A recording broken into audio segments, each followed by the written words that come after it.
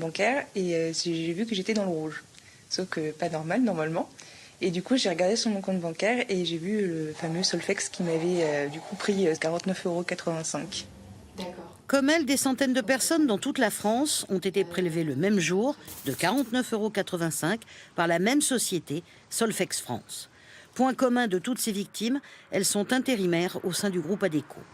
Dans un communiqué ce matin, le groupe nie avoir été victime d'un piratage, mais reconnaît l'ampleur du problème.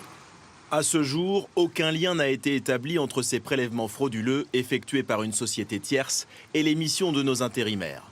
Nous poursuivons l'enquête interne et collaborerons avec les autorités compétentes. En prélevant de petites sommes, les escrocs savent qu'ils peuvent plus longtemps passer inaperçus. Car si nous voyons tout de suite les gros retraits sur nos comptes bancaires, nous ne sommes pas toujours très attentifs aux petits prélèvements. Je recommande vraiment de regarder régulièrement ces relevés bancaires, vérifier que les éléments qui figurent, et en particulier les prélèvements, sont légitimes, puisqu'il n'est pas possible de se retourner au-delà d'un certain temps contre la banque. La cybercriminalité a pris de l'ampleur, en particulier depuis les confinements, qui ont accéléré les démarches en ligne. En un an, les vols de données ont augmenté de 79%. Dans le cas des intérimaires d'Adecco, les victimes craignent que les pirates n'aient pas volé que leur numéro de compte. On a quand même aussi tous nos documents d'identité, on a nos RIB, notre carte vitale, etc.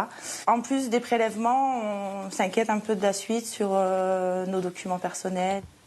Impossible pour l'instant de connaître l'ampleur de la fraude.